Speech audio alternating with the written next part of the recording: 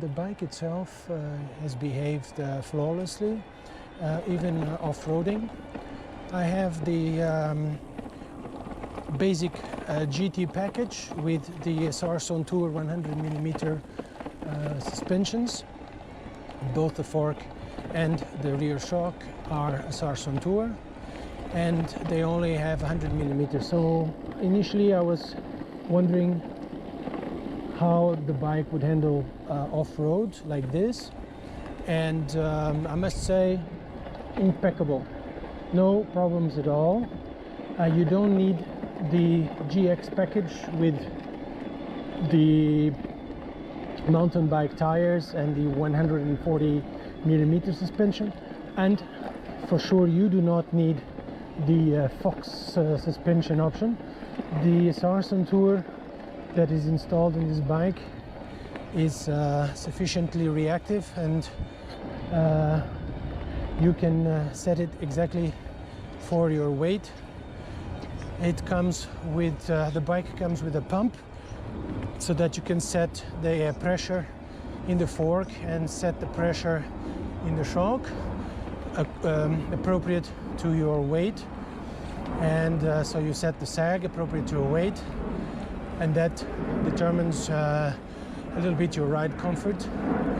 And then you also have compression and rebound settings on both suspensions, and you can dial them to your preferences. And my preference is to have open compression, so that if a feature comes at me, it is absorbed quickly, and then rebound setting that is halfway open, so that when the bike recovers the length of the suspension, it does so at less than full speed. This is important mainly for the rear shock, because you compress the suspension every time you press the pedal, and if it returns at the same frequency as you have your next pedal stroke, then you will have pedal bobbing and the bike will be going up and down. And so you want to set that compression so that it's not synchronized with your pedal frequency, to your favorite pedal frequency, let's say. And so I've done that. It's a couple of clicks in one direction, but then once it's all set up, it has been performing flawlessly.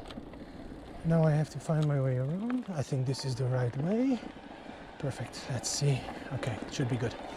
And when you take this bike off-road, it's very comfortable. You remain in control. It works. The suspension works well with the tires. The tires are quite wide, so you don't immediately go into the sand and the mud. And you have to be careful when you're turning. If there's some gravel, slow down. And if you're cautious, these tires are great. They are puncture resistant. They are quite a wide tube with a lot of volume, so they absorb some of that terrain. You have to pay attention to inflate them. Let's say if you're doing this kind of terrain mostly, inflate them towards the bottom part of the advised pressure, and if you're doing mostly bike paths, then inflate them towards the top part of the recommendation by the manufacturer. So when you inflate them a lot, you have less resistance to rolling, but you also have less comfort, because they are very hard. They transmit everything to the suspension.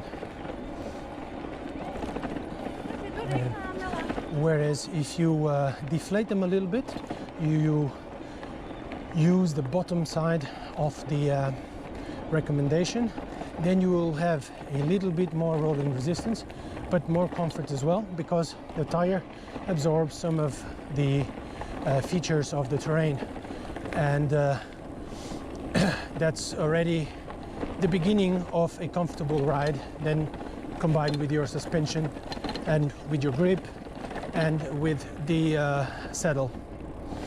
So overall, very good off-road handling.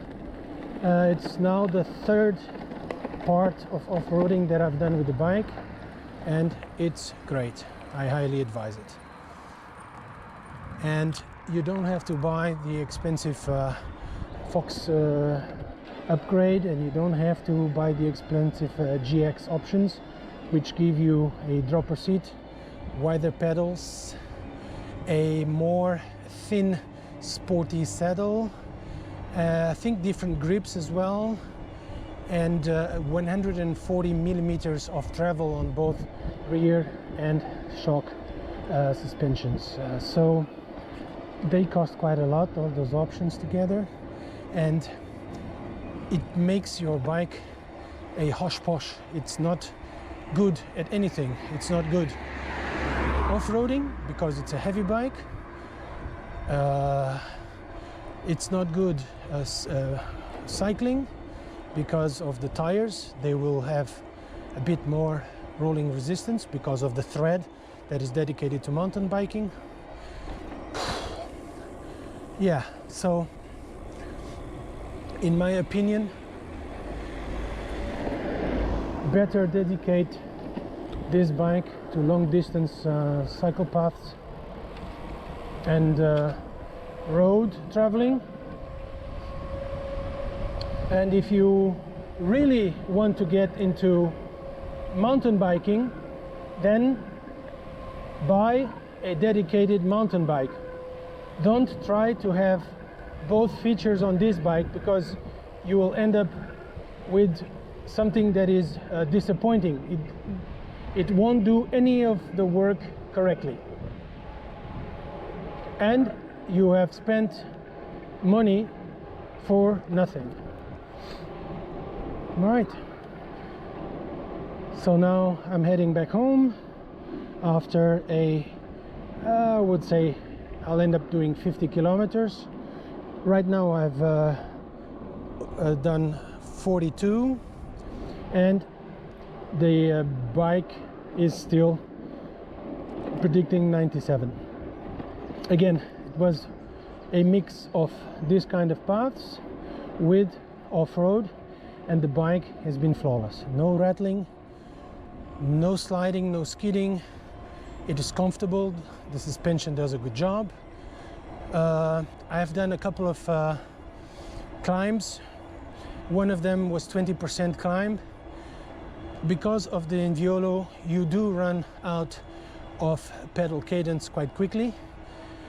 So you have to crank up the assistance to turbo in order to maintain the speed, but then you will have to develop a few more watts with your legs, and I went up to 300 at a certain point. The heart rate goes up, but it's doable. I think that with the new firmware upgrade, you will receive that 10 Newton meter torque increase, and this will help with the low cadence, which will be fantastic for this bike with the Inviolo on the way up, because you will have more support, you'll have more Newton meter, more torque on the pedals when you're going up at low cadence. So I'm looking forward to that update. I have an appointment next week on the 14th. The updates are not available yet, but they will be soon. I've read online that you will get them on the 20th of July. So I'm looking forward to those. And then I will do this tour again to see if there's an improvement on the climb performance, and I'm really looking forward to it because it will make this bike perfect. Then you don't worry if you have low pedal cadence on the way up.